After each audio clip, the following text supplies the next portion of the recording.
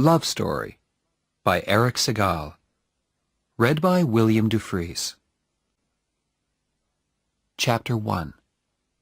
Stupid and Rich, Clever and Poor. What can you say about a 25-year-old girl who died? You can say that she was beautiful and intelligent. She loved Mozart and Bach and the Beatles. And me. Once, when she told me that, I asked her who came first. She answered, smiling, "Like in the ABC." I smiled too. But now I wonder, was she talking about my first name? If she was, I came last, behind Mozart. Or did she mean my last name? If she did, I came between Bach and the Beatles. But I still didn't come first.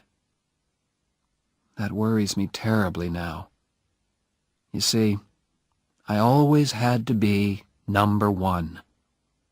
Family pride, you see. In the autumn of my last year at Harvard University, I studied a lot in the Radcliffe Library. The library was quiet. Nobody knew me there, and they had the books that I needed for my studies. The day before an examination, I went over to the library desk to ask for a book. 2 girls were working there. One was tall and sporty. The other was quiet and wore glasses. I chose her and asked for my book. She gave me an unfriendly look. "Don't you have a library at Harvard?" she asked. "Radcliffe let us use their library," I answered. "Yes, Preppy, they do. But is it fair? Harvard has 5 million books. We have a few thousand." Oh dear, I thought.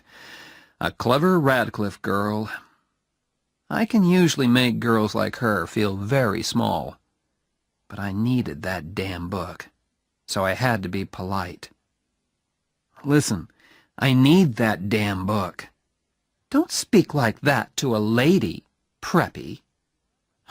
"Why are you so sure that I went to prep school?" She took off her glasses. "You look stupid and rich," she said. "You're wrong," I said. "I'm actually clever and poor." "Oh, no, Preppy," she said. "I'm clever and poor." She was looking straight at me. All right, she had pretty brown eyes. And, okay, perhaps I looked rich. But I don't let anyone call me stupid. "What makes you so clever?" I asked. "I'm not going to go for coffee with you," she said. "Listen, I'm not going to ask you." "That," she said, "is what makes you stupid." Let me explain why I took her for coffee. I got the book that I wanted, didn't I? And she couldn't leave the library until closing time. So I was able to study the book for a good long time. I got an A in my exam the next day. I gave the girl's legs an A, too, when she came out from behind the library desk. We went to a coffee shop, and I ordered coffee for both of us. "I'm Jennifer Cavallari," she said. "I'm American, but my family came from Italy. I'm studying music." "My name is Oliver," I said. "Is that your first or your last name?" she asked. "First. My other name is Barrett." "Oh," she said. "Like Elizabeth Barrett, the writer?" "Yes," I said. "No relation." I was pleased that she hadn't said Barrett, like Barrett Hall. That Barrett is a relation of mine. Barrett Hall is a large, unlovely building at Harvard University. My great-grandfather gave it to Harvard long ago, and I am deeply ashamed of it." She was silent. She sat there, half smiling at me. I looked at her notebooks. 16th century music?" I said. "That sounds difficult." "It's too difficult for you, preppy," she said coldly. Why was I letting her talk to me like this? Didn't she read the university magazine? Didn't she know who I was? "Hey, don't you know who I am?" "Yes," she answered. "You're the man who owns Barrett Hall." She didn't know who I was. "I don't own Barrett Hall," I argued. "My great-grandfather gave it to Harvard, that's all." "So that's why his not-so-great-grandson could get into Harvard so easily." I was angry now. "Jenny, if I'm no good, why did you want me to invite you for coffee?" She looked straight into my eyes and smiled. "I like your body," she said. Every big winner has to be a good loser, too. Every good Harvard man knows that. But it's better if you can win. And so, as I walked with Jenny to her dormitory, I made my winning move. "Listen, Friday night is the Dartmouth hockey match. So I'd like you to come." These Radcliffe girls, they really care about sport. "And why," she asked, "should I come to a stupid ice hockey match?" "Because I'm playing," I answered. There was a moment's silence.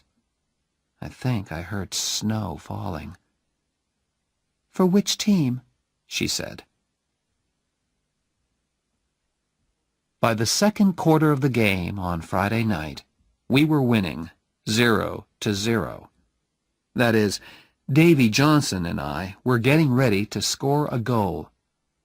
The crowd were screaming for blood, or a goal. I always feel that it's my job to give them both these things. I didn't look up at Jenny once, but I hoped she was watching me. I got the puck and started off across the ice. Davy Johnson was there on my left, but I didn't pass the puck to him. I wanted to score this goal myself. But before I could shoot, two big Dartmouth men were after me. In a moment, we were hitting the puck and each other as hard as we could. "You," said a voice suddenly. 2 minutes in the penalty box." I looked up. He was talking to me. "What did I do?" I asked. "Don't argue." He called to the official's desk. "Number 7, 2 minutes in the penalty box. For fighting." Angrily, I climbed into the penalty box. "Why are you sitting here when all your friends are playing?" The voice was Jenny's. I didn't answer. "Come on, Harvard! Get that puck!" I shouted. "What did you do wrong?" Jenny asked. "I tried too hard." Out there on the ice, Harvard were playing with only 5 men. "Is that something to be ashamed of?" "Jenny, please, I'm thinking." "What about?" "About those 2 Dartmouth men. When I get back onto the ice, I'll break them into little pieces." "Do you always fight when you play hockey?" "I'll fight you, Jenny, if you don't keep quiet." "I'm leaving. Goodbye."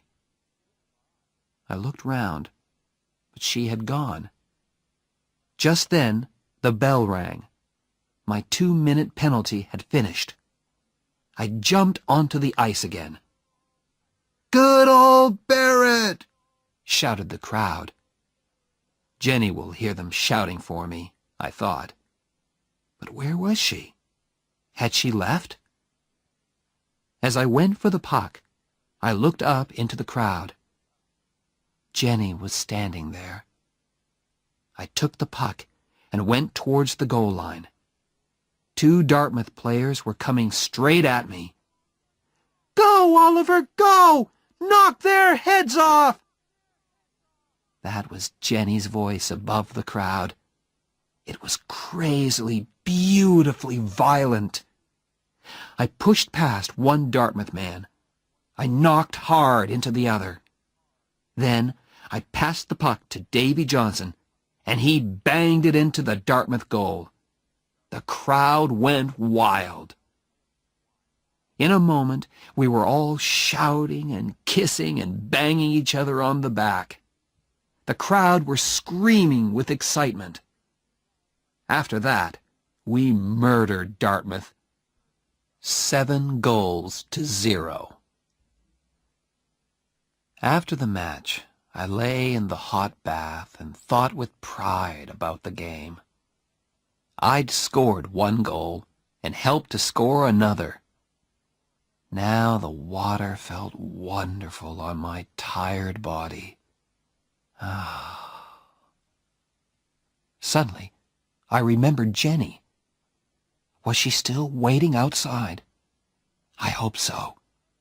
I jumped out of that bath and dressed as fast as I could.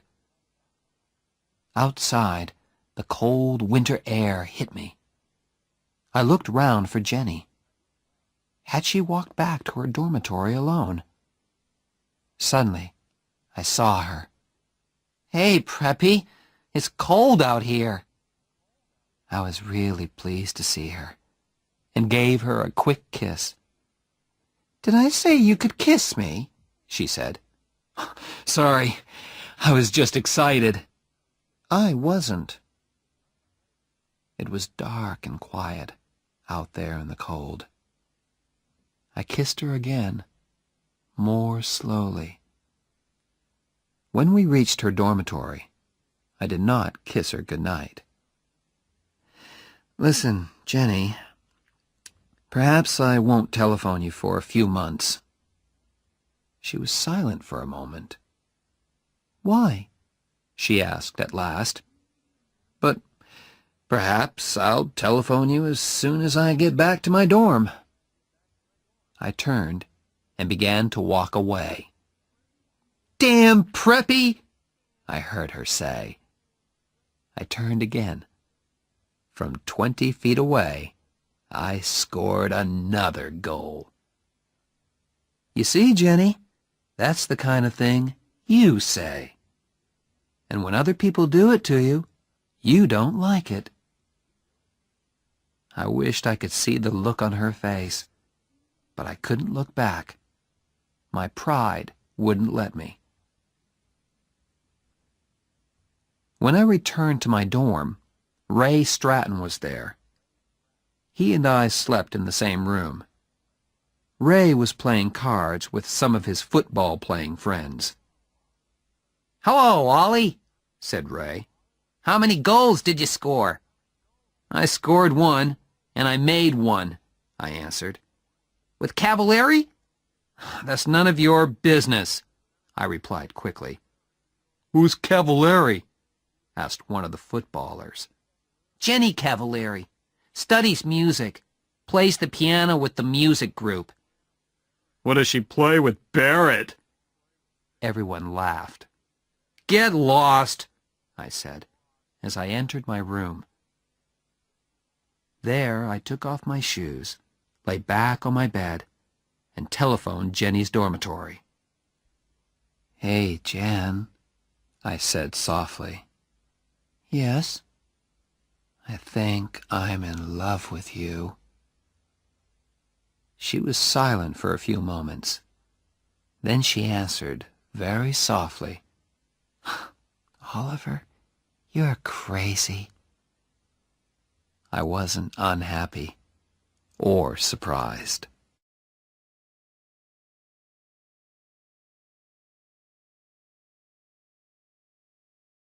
Chapter 2. Blood and Stone. A few weeks later, I was hurt in the hockey match at Cornell University. My face was badly cut, and the officials gave me the penalty for starting the fight. 5 minutes. I sat quietly in the penalty box while the team manager cleaned the blood off my face. I was ashamed to look out onto the ice, but the shouts of the crowd told me everything. Cornell scored a goal. The score was 3-3 now. Damn, I thought. We're going to lose this match because of me. Across the ice, among the crowd, I saw him. My father. Old stony face. He was looking straight at me. If the meeting finishes in time, I'll come to Cornell and watch you play, he had told me on the phone. And there he was, Oliver Barrett III. What was he thinking about? Who could say? Why was he here? Family pride, perhaps. Look at me. I am a very busy, important man, but I have come all the way to Cornell just to watch my son play in a hockey match. We lost, 6-3. After the match, the doctor put 12 stitches in my face. When I got to the changing room, it was empty. They don't want to talk to me, I thought. I lost that match. I felt very ashamed as I walked out into the winter night. "Come and have dinner, son," said a voice. It was old Stonyface. At dinner, we had one of our non-conversations. We spoke to each other, but didn't actually say anything. These non-conversations always started with, "How have you been, son?" and ended with, "Is there anything I can do for you?" "How have you been, son?" my father began. "Fine, sir." "Does your face hurt?" "No, sir." It hurt terribly. Next, old Stonyface talked about playing the game. "All right, son. You lost the match." How clever of you to notice, father. "But, after all, in sport, the important thing is the playing, not the winning." Wonderful, I thought. Father was chosen for the Olympic Games, and now he says winning is not important. I just looked down at my plate and said, "Yes, sir," at the right times. Our non-conversation continued. After playing the game, he discussed my plans. "Tell me, Oliver, has the law school accepted you yet?" "Not yet, sir." "Would you like me to telephone them?" "No," I said at once. "I want to get a letter like other people, sir. Please?" "Yes, of course. Fine. After all, they're sure to accept you." Why? I thought. Because I'm clever and successful? Or because I'm the son of Oliver Barrett III? The meal was as uninteresting as the conversation. At last, my father spoke again. "There's always the Peace Corps," he said suddenly. "I think the Peace Corps is a fine thing, don't you?" "Oh, yes, sir," I said politely. I knew nothing about the Peace Corps. "What do your friends at Harvard think about the Peace Corps?" he asked. "Do they feel that the Peace Corps is important in our world today?" "Yes, sir," I said politely, just to please him. After dinner, I walked with him to his car. "Is there anything I can do for you, son?" he asked. "No, thank you, sir. Good night, sir." Our non-conversation was finished. He drove away. Yes, of course there are planes, but Oliver Barrett III chose to drive. My father likes to drive. Fast. And at that time of night, in an Aston Martin DBS, you can go very fast indeed. I went to telephone Jenny. That was the only good part of the evening. I told her about the fight. She enjoyed that. Her musical friends never got into fights. "I hope you hit the man who hit you," she said. "Oh, yes." "Good. I'm sorry I couldn't be there to watch you. Perhaps you'll hit somebody in the Yale match." I smiled. Jenny really made me feel better. Back at Harvard the next day, I called at her dorm. Jenny was talking to someone on the telephone in the hall. "Yes, of course. Oh, yes, Phil. I love you, too. Love and kisses. Goodbye." Who was she talking to? I had only been away 48 hours, and she had found a new boyfriend. Jenny did not seem ashamed. She kissed me lightly on the unhurt side of my face. "Hey, you look terrible." 12 stitches, Jen." "Does the other man look worse than you?" "Much worse. I always make the other man look worse." We walked to my MG sports car. "Who's Phil?" I asked, as carelessly as I could. "My father."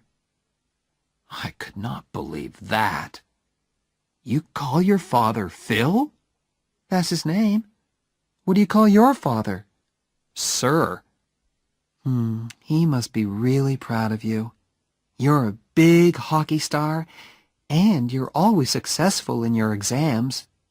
"You don't know anything, Jenny. He was good at exams and sport, too. He was in the Olympic Games." "My God! Did he win?" "No. Actually, old Stony Face was 6th, which makes me feel a little better." Jenny was silent for a moment. "Why do you hate him so much?" she asked at last. "I'm Oliver Barrett IV," I answered. "All Barretts have to be successful, and that means I have to be good at everything all the time. I hate it." "Oh, I'm sure you do," laughed Jenny. "You hate doing well in your exams. You hate being a hockey star." "But he expects it," I said. "If I'm successful, he isn't excited or surprised. He was a big success, and he expects me to be the same." I told her about our meal and our non-conversation after the Cornell match. But she didn't understand at all. "You say your father is a busy man," she said. "But he found time to go all the way to Cornell to watch you play. How can you say these terrible things about him when he drove all that way just to watch your hockey match? He loves you, Oliver. Can't you understand?" "Forget it, Jenny," I said. She was silent for a moment. "I'm pleased you have problems with your father," she said at last. "That means you aren't perfect." "Oh, you mean you are perfect?" "Of course not, Preppy. That's why I go out with you." Jenny loved to have the last word.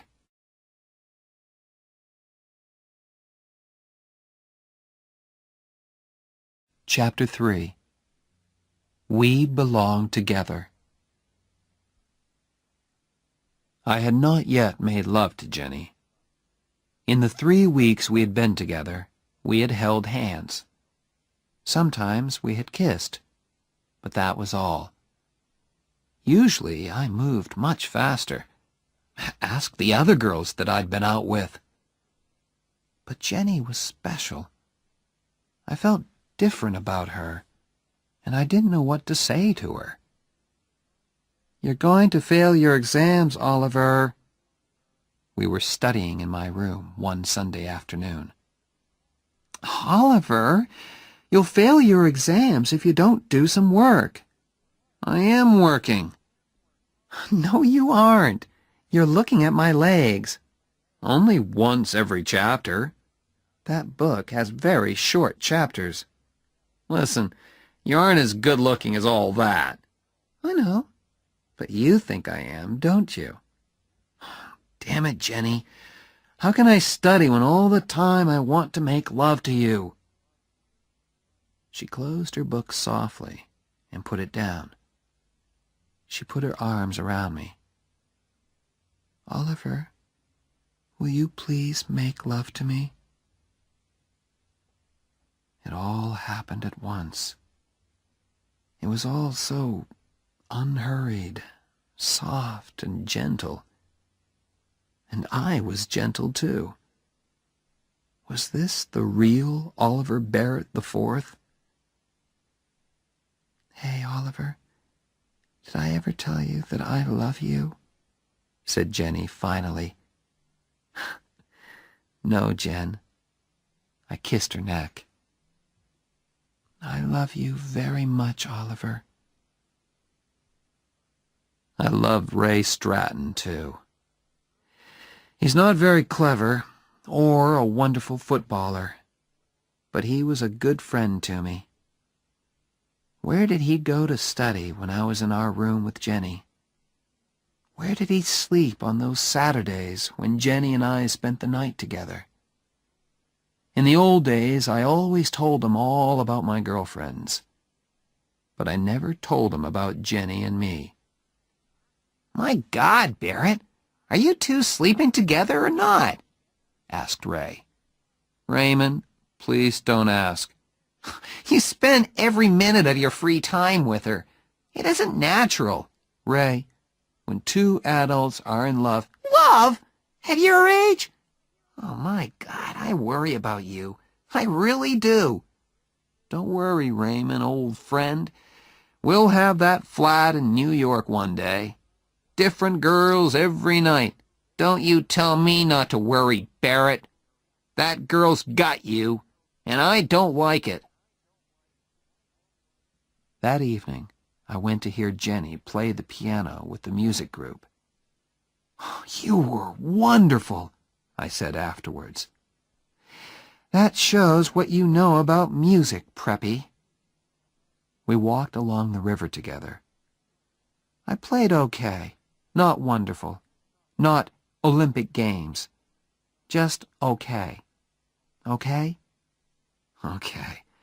But you should always continue your music. "Of course I will. I'm going to study with Nadia Boulanger, aren't I?" "Who?" "Nadia Boulanger. She's a famous music teacher in Paris. I'm very lucky. I won a scholarship, too." "Jennifer, you're going to Paris?" "I've never seen Europe. I'm really excited about it."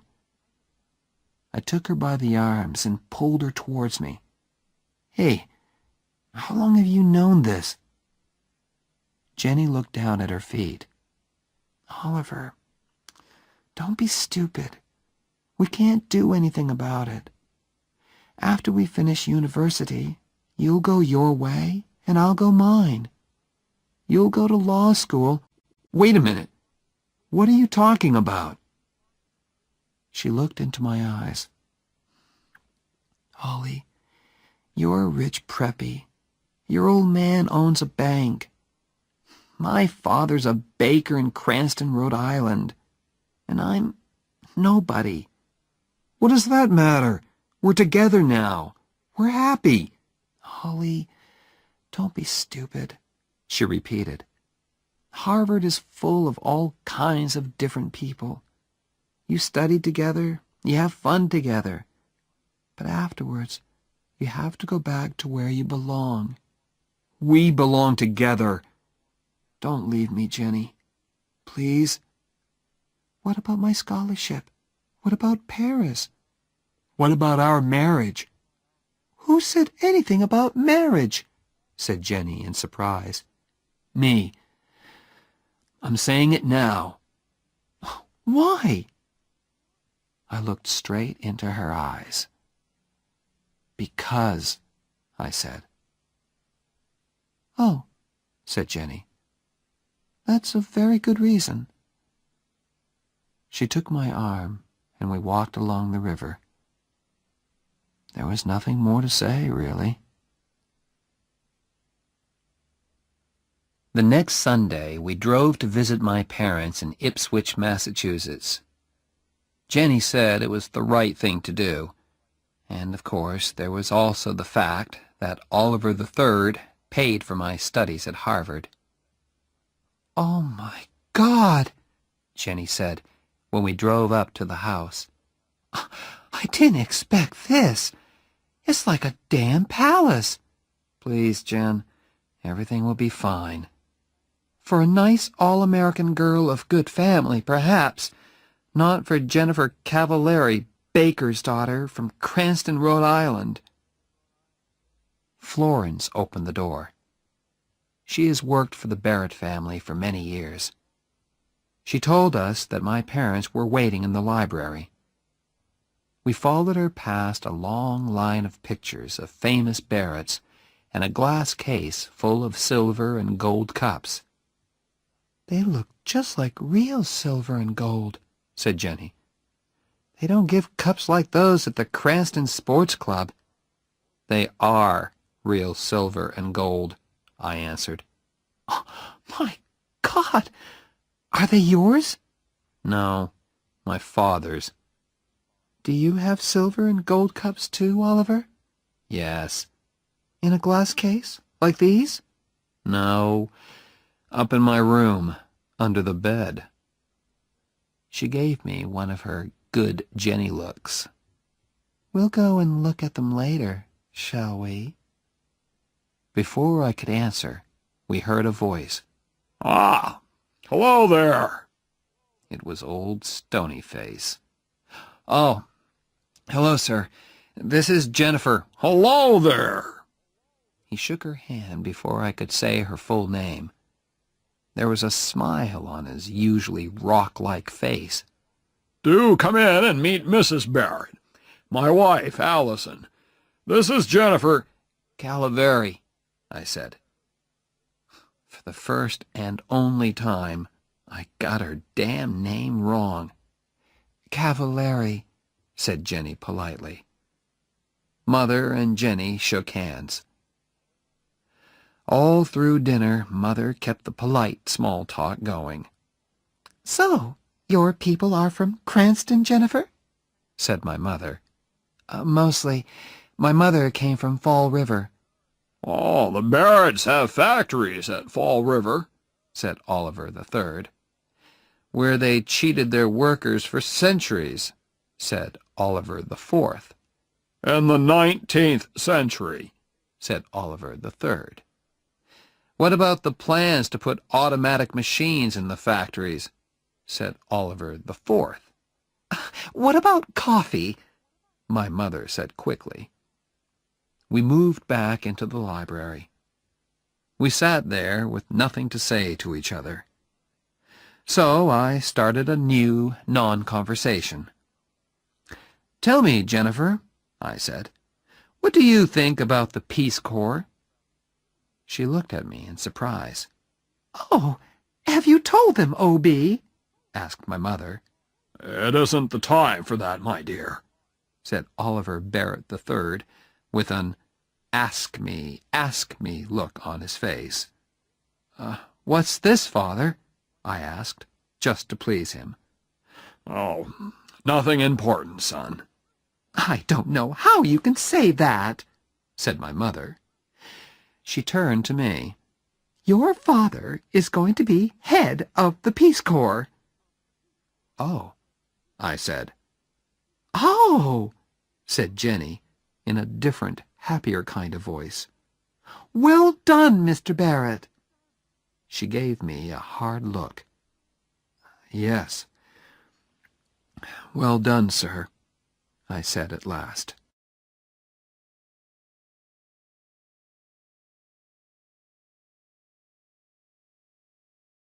Chapter 4. Two different kinds of father. Jenny, he isn't going to be president of the USA after all. We were driving back to Harvard. You still weren't very nice to him about it, Oliver. I said, well done. Ha! Oliver, why are you so unkind to your father? You hurt him all the time. It's impossible to hurt Oliver Barrett III. No, it isn't. If you marry Jennifer Cavallari...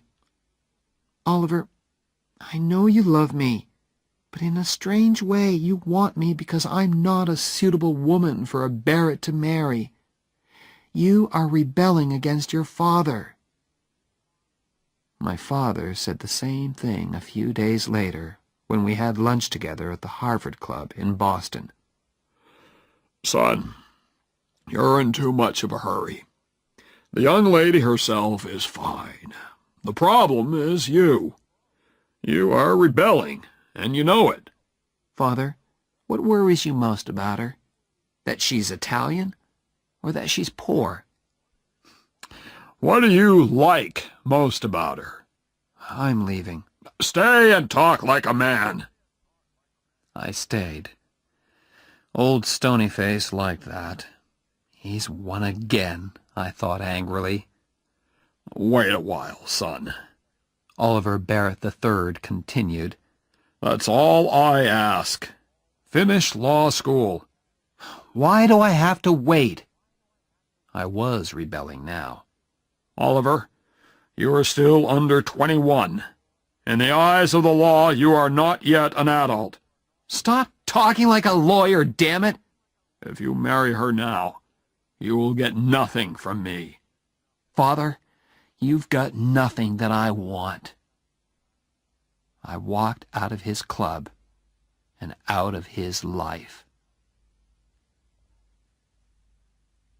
After that, I was not looking forward to meeting Jenny's father.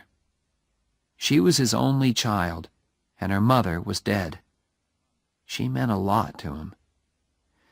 I could see a lot of problems there. And I was penniless. How is Mr. Cavallari going to feel, I thought, when he hears that young Barrett can't support his daughter? Worse, she will have to work as a teacher to support him while he is at law school. As we drove down to Cranston on that Sunday in May, I worried a lot about Mr. Cavallari's feelings. Tell me again, Jen. Okay. I telephoned him and he said okay. But what does he mean by okay? Are you trying to tell me that Harvard Law School has accepted a man who doesn't know the meaning of okay? It isn't a word that lawyers use much, Jen. Just tell me again, please. He knows you're poor and he doesn't mind. Stop worrying, Oliver. Jenny lived on Hamilton Street. It was a long line of wooden houses with children playing in front of them and whole families sitting on their front steps. I felt like a stranger in a strange land as I parked the MG outside 189A Hamilton Street. Mr. Cavallari's handshake was warm and strong. "How do you do, sir?" I said. I'm Phil, he said. "Phil, sir." It was a frightening moment. Then Mr. Cavallari turned to his daughter. Suddenly they were in each other's arms, laughing and crying and kissing. I felt like a stranger. For some time, I did not have to speak much. Don't speak with your mouth full, my family had told me when I was a child. Phil and his daughter kept my mouth full all afternoon. I don't know how many Italian cakes I ate. Both Cavalieri's were very pleased. "He's okay," said Phil at last.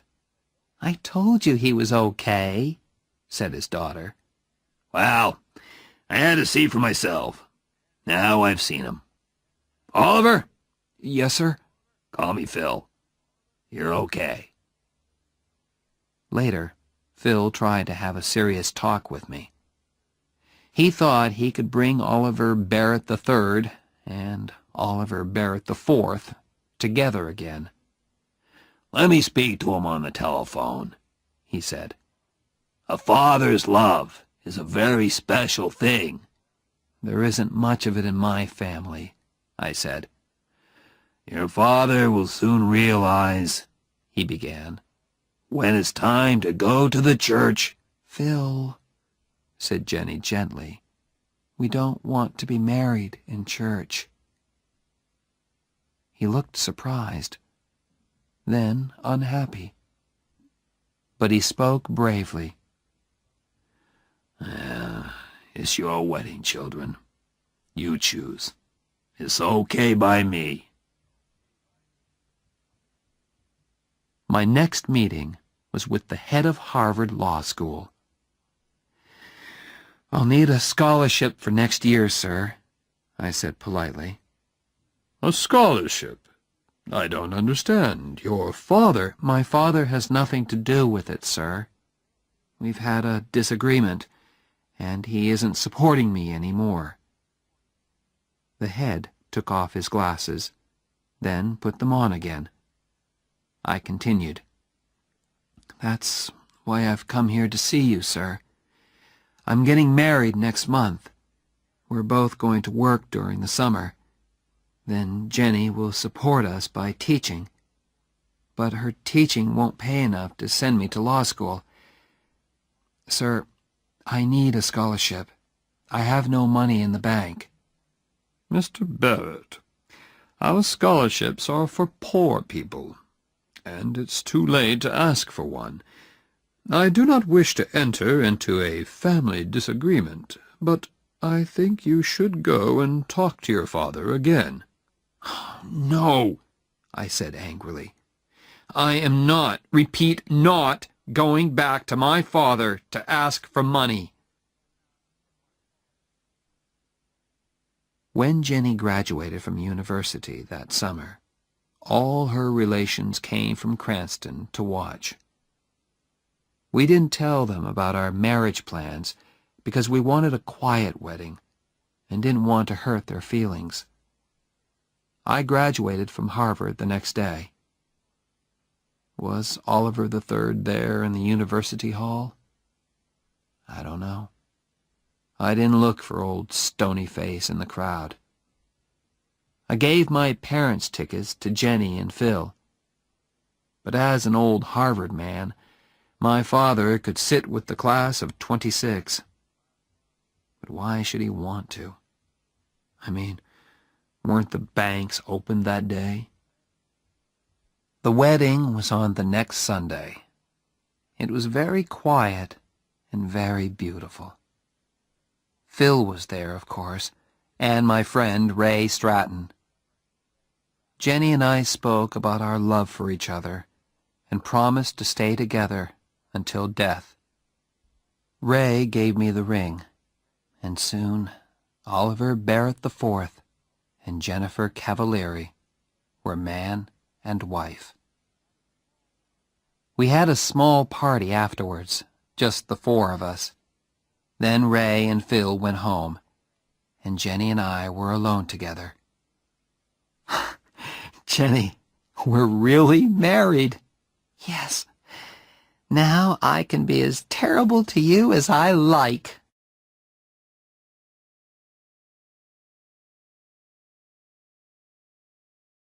Chapter 5. The First 3 Years. For 3 years, we had to make every dollar do the work of 2.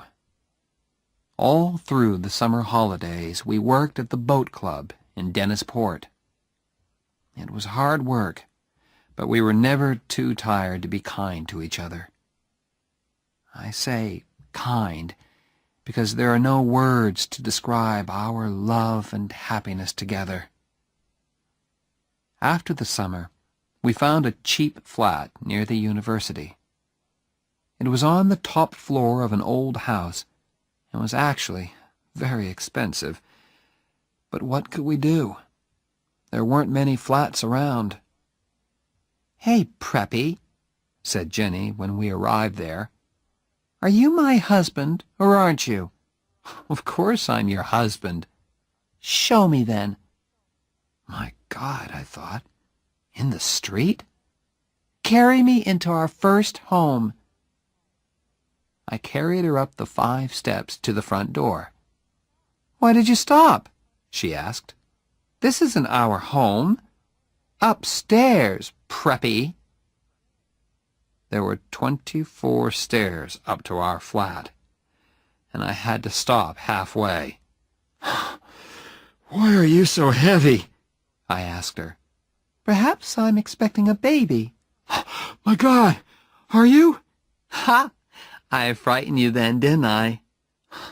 "Well, yes, just for a second or two." I carried her the rest of the way. There were very few moments in those days when we were not worrying about money. Very few, and very wonderful. And that moment was one of them. A food shop let us eat now, pay later, thanks to the Barrett name. But our famous name did not help us in Jenny's work. The head of the school thought we were rich. "Of course, we can't pay our teachers very much," said Miss Whitman. "But that won't worry you, Mrs. Barrett." Jenny tried to explain that Barretts had to eat, just like other people. Miss Whitman just laughed politely.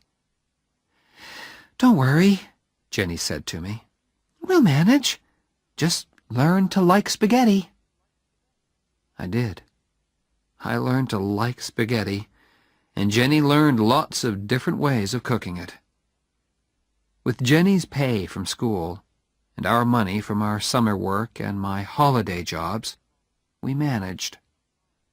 Our lives had changed a lot, of course. There was no more music for Jenny. She had to teach all day, and came home very tired. Then she had to cook dinner. Restaurants were too expensive for us. There were a lot of films that we didn't see, and places and people that we didn't visit. But we were doing okay. One day, a beautiful invitation arrived. It was for my father's 60th birthday party. "Well?" said Jenny. I was in the middle of a thick law book, and did not hear her at first. "Oliver, he's reaching out to you." "No, he isn't. My mother wrote it. Now be quiet, I'm studying. I've got exams in 3 weeks. "Ollie, think. 60 years old, damn it. How do you know that he'll still be alive when you decide to forget your disagreement?" "I don't know, and I don't care. Now let me get on with my work." "One day," said Jenny, "when you're having problems with Oliver the Fifth—" "Our son won't be called Oliver. You can be sure of that," I said angrily. "You can call him Bozo if you like, but that child will feel bad about you because you were a big Harvard sportsman. And by the time he goes to university, you'll probably be a big, important lawyer," she continued. "Oliver, your father loves you in the same way as you will love Bozo. But you Barretts are so full of pride. You'll go through life thinking that you hate each other. Now, what about that invitation? Write them a nice letter of refusal. Oliver, I can't hurt your father like that. What's their telephone number? I told her, and was at once deep in my law book again. I tried not to listen to her talking on the telephone, but she was in the same room after all. Suddenly I thought, how long does it take to say no? Ollie! Jenny had her hand over the telephone mouthpiece. Ollie, do we have to say no? Yes, we do. And hurry up, damn it! I'm terribly sorry, she said into the telephone. She covered the mouthpiece again and turned to me. He's very unhappy, Oliver. Can you just sit there and let your father bleed? Stones don't bleed, Jen. This isn't one of your warm, loving Italian fathers. Oliver, can't you just speak to him? Speak to him? Are you crazy? She held the telephone towards me. She was trying not to cry. I will never speak to him. Ever, I said. Now she was crying, very quietly. Then she asked me once more. For me, Oliver? I've never asked you for anything. Please? I couldn't do it. Didn't Jenny understand? It was just impossible. Unhappily, I shook my head. Then Jenny spoke to me, quietly and very angrily. You have no heart, she said. She spoke into the telephone again. Mr. Barrett, Oliver wants you to know. She was crying, so it wasn't easy for her. Oliver loves you very much, she said, and put the telephone down quickly. I don't know why I did it. Perhaps I went crazy for a moment. Violently, I took the telephone and threw it across the room. Damn you, Jenny! Why don't you get out of my life? I stood still for a second. My God, I thought, what's happening to me? I turned to look at Jenny, but she had gone. I looked round the flat for her. Her coat was still there, but she had disappeared. I ran out of the house and searched everywhere for her. The law school library, Radcliffe, the music school. Was she in one of the music rooms? I heard somebody playing the piano, loudly and very badly. Was it Jenny? I pushed the door open. A big Radcliffe girl was at the piano. What's the matter? She asked. Nothing, I answered, and closed the door again.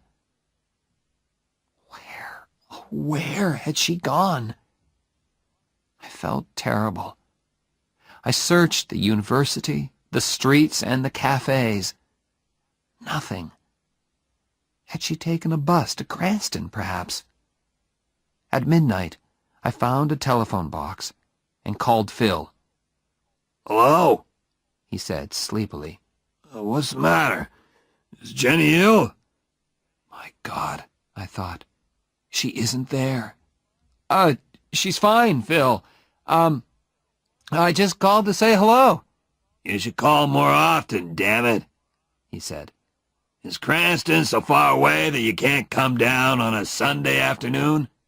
We'll come. Some Sunday, Phil. I promise. Don't give me that. Some Sunday indeed. This Sunday, Oliver. Yes, sir. This Sunday. And next time you telephone, I'll pay, damn it. Okay? He put down the telephone. I stood there and wondered what to do. At last, I went back to the flat. Jenny was sitting on the top step. I was too tired to cry, too glad to speak. "I forgot my key," said Jenny. I stood there on the bottom step. I was afraid to ask how long she had been there. I only knew that I had hurt her terribly. "Jenny, I'm sorry." "Stop," she said. Then she added, "Love means you never have to say you're sorry." We walked up to our flat. As we undressed, she looked lovingly at me. "I meant what I said, Oliver." And that was all.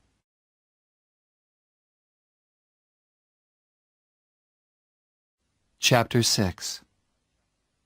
Money Can't Buy Everything. When the letter came from the law school, it changed our lives. I came third in the final examinations, and suddenly everyone wanted to offer me jobs. It was a wonderful time. Think of it, an all-American boy with a famous name, third in his examinations, and a Harvard hockey player, too. Crowds of people were fighting to get my name and number on their company writing paper. At last, I accepted a job with Jonas and Marsh in New York. I was the highest-paid graduate of my year, too.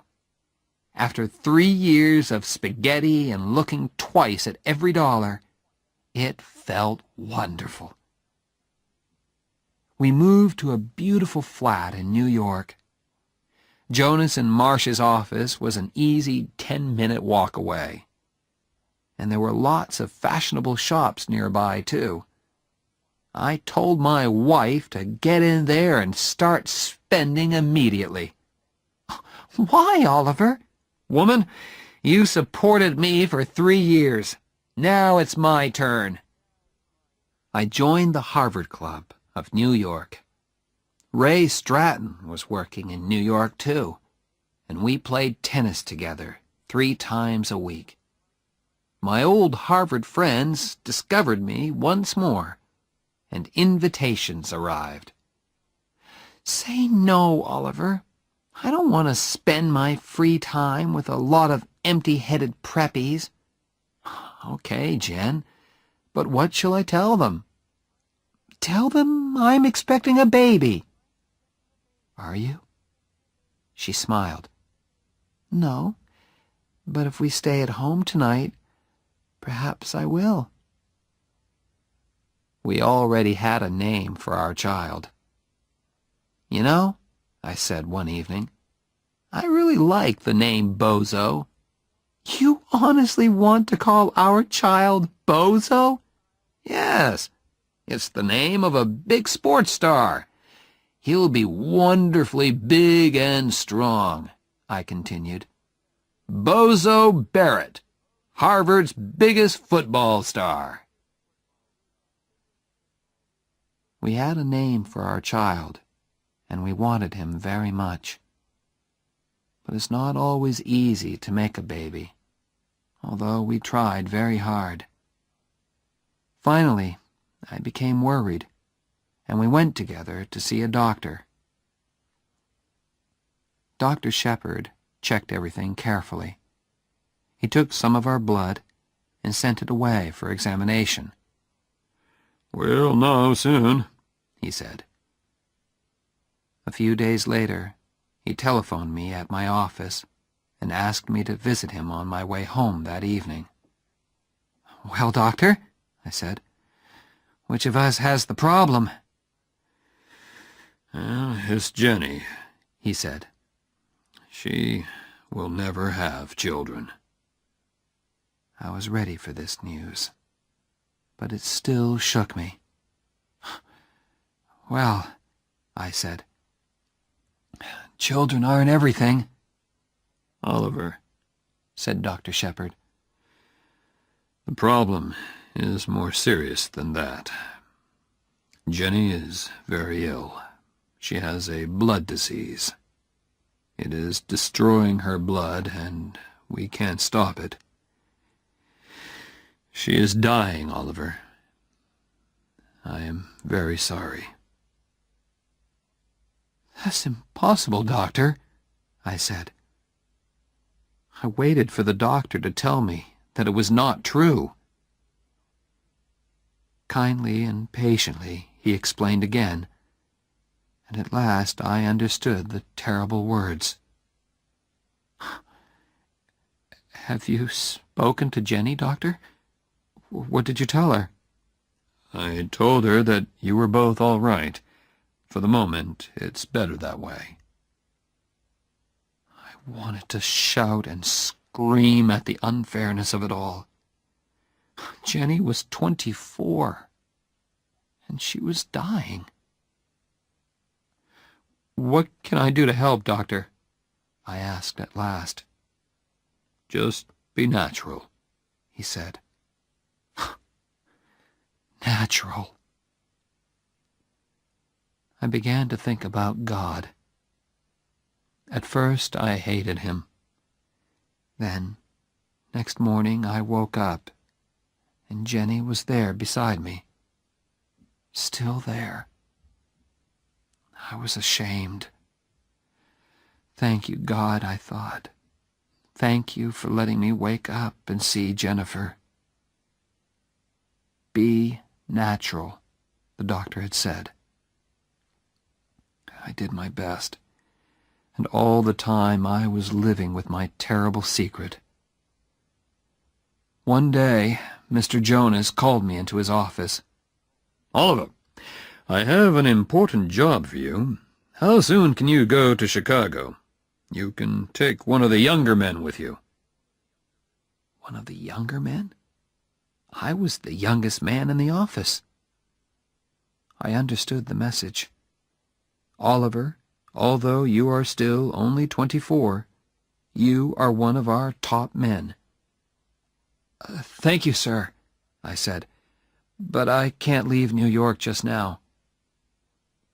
I had decided not to tell anyone about my troubles. I wanted to keep my secret as long as possible. I could see that old man Jonas was unhappy about my refusal.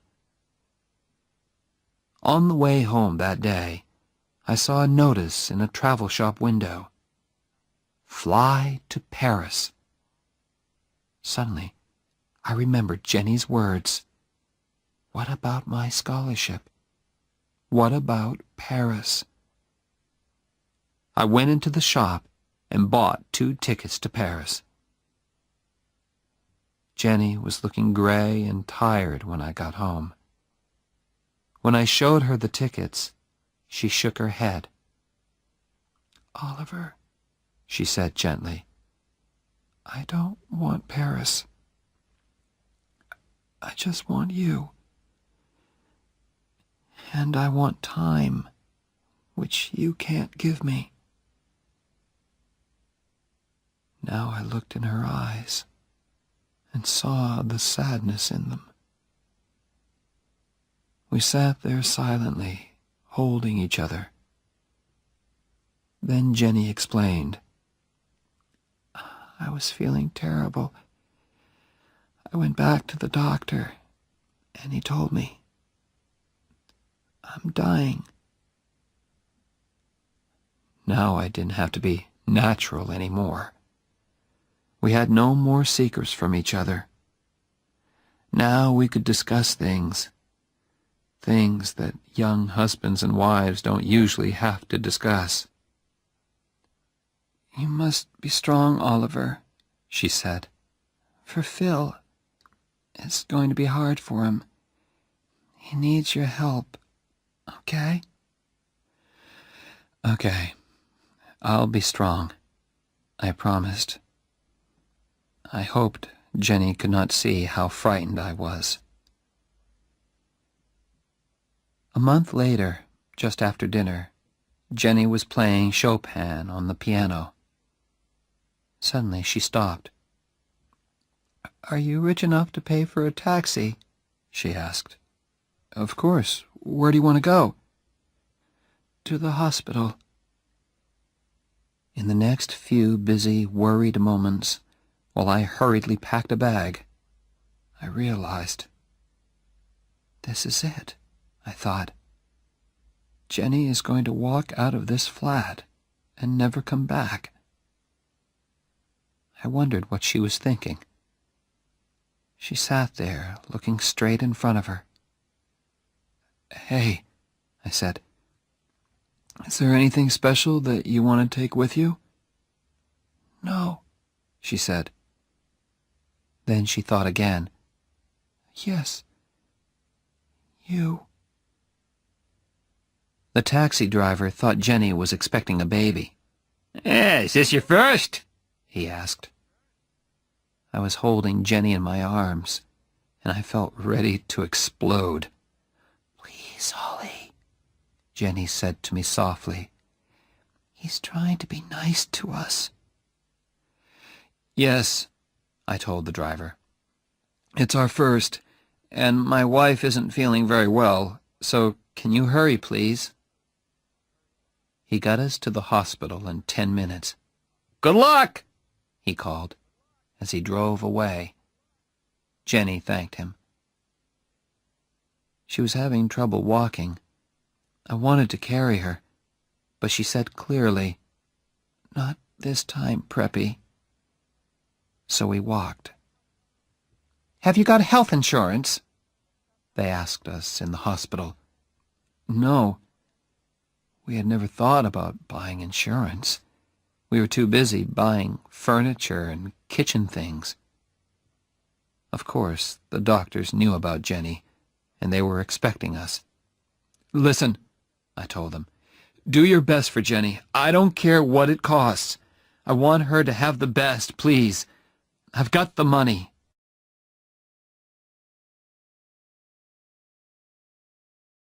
Chapter 7. Strong men don't cry. I jumped into my MG and drove through the night to Boston. I changed my shirt in the car before I entered the offices on State Street. It was only 8 o'clock in the morning, but several important-looking people were waiting to see Oliver Barrett III.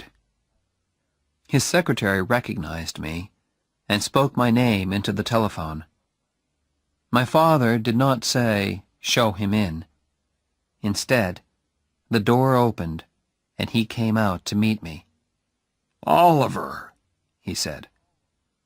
His hair was a little grayer, and his face had lost some of its color. Come in, son, he said. I walked into his office and sat down opposite him. For a moment, we looked at each other. Then he looked away, and so did I. I looked at the things on his desk, the scissors, the pen holder, the letter opener, the photos of my mother and me. How have you been, son? He asked. Very well, sir.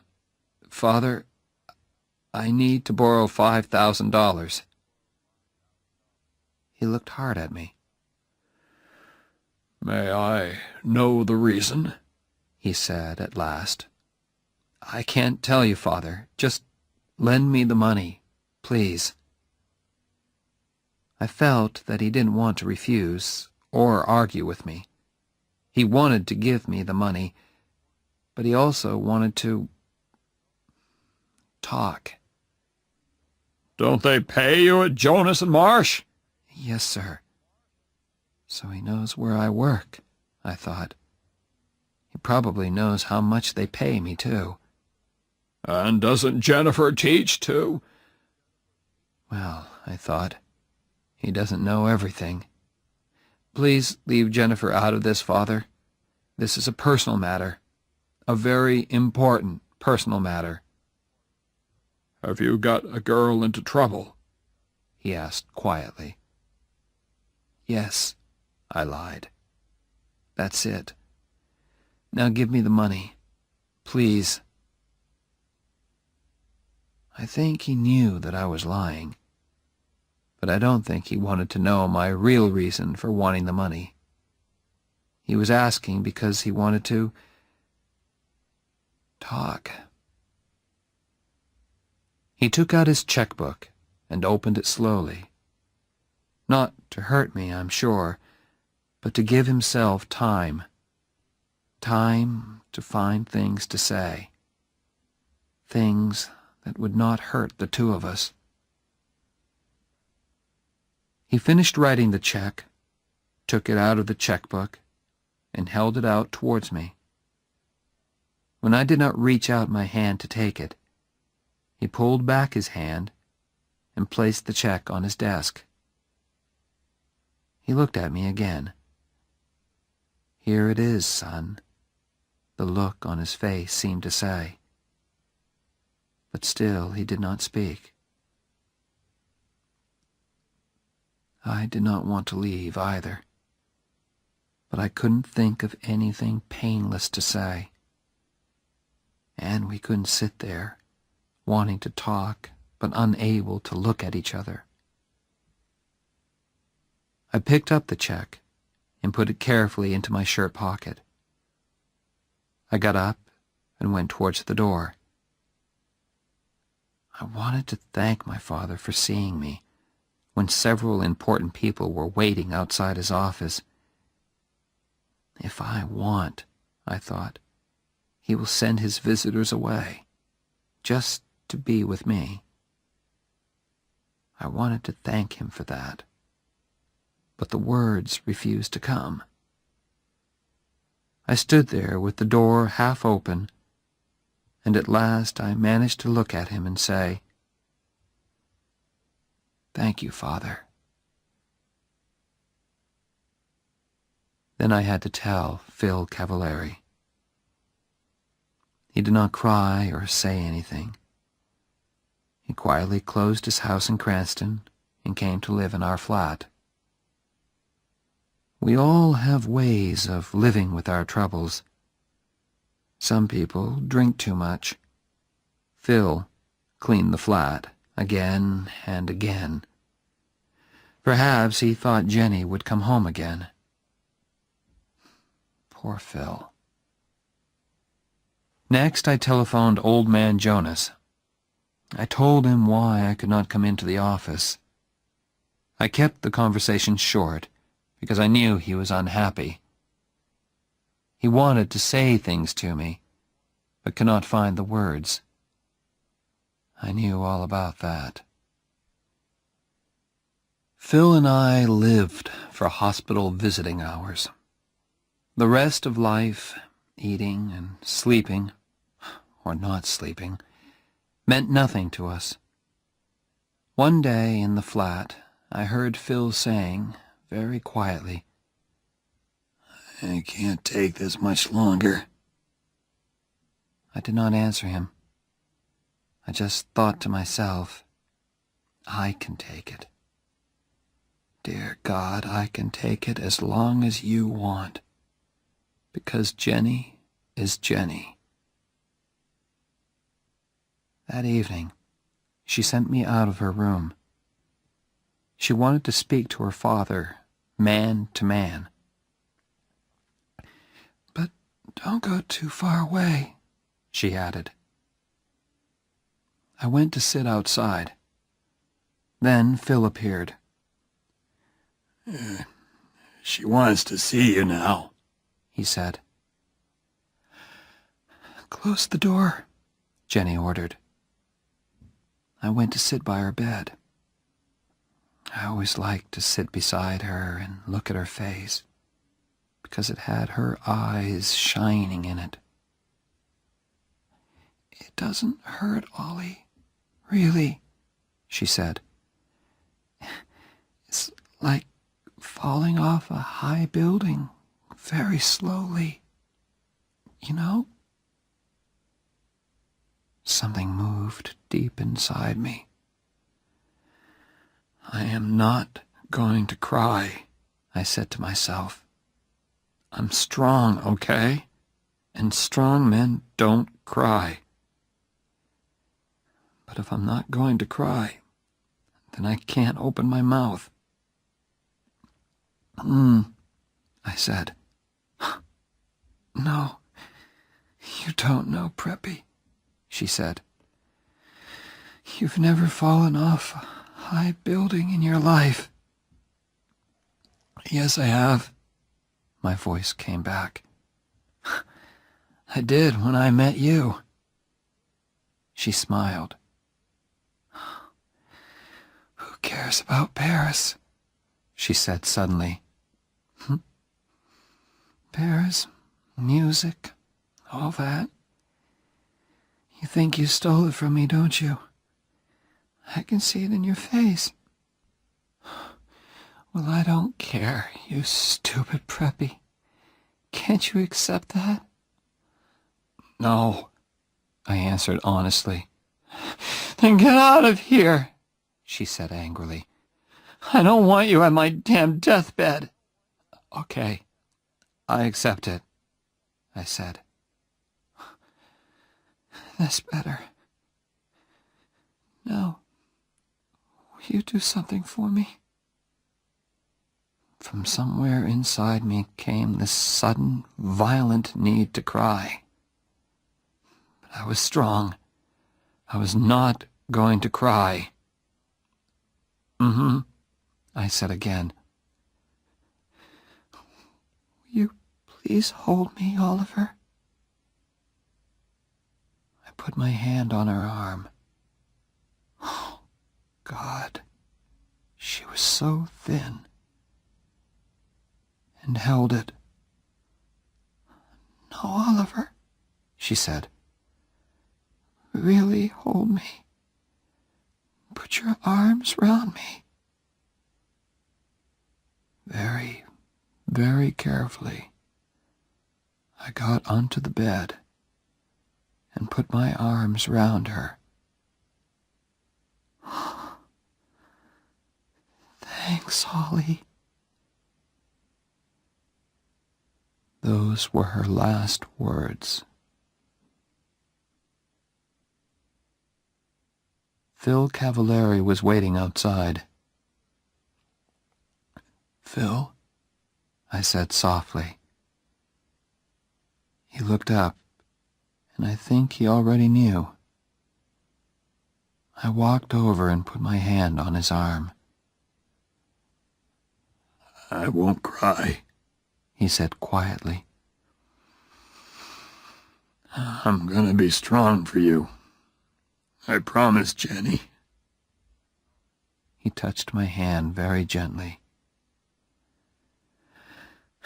But I had to be alone, to feel the night air, to take a walk, perhaps. Downstairs, the entrance hall of the hospital was very calm and quiet. The only noise was the sound of my footsteps on the hard floor. Oliver! It was my father. Except for the woman at the desk. We were all alone there. I could not speak to him. I went straight towards the door. But in a moment he was out there, standing beside me. Oliver, he said. Why didn't you tell me? It was very cold. That was good, because I wanted to feel something. My father continued to speak to me, while I stood still and felt the cold wind on my face. I heard this evening. I jumped into the car at once. I was not wearing a coat. The cold was starting to make me ache. Good. Good. Oliver, said my father. I want to help.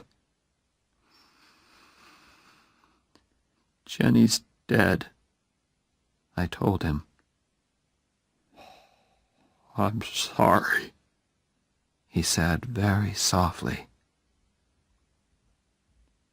I don't know why I did it, but I repeated Jenny's words from long ago. Love means you never have to say you're sorry. Then I did something which I had never done in front of him before. My father put his arms round me, and I cried.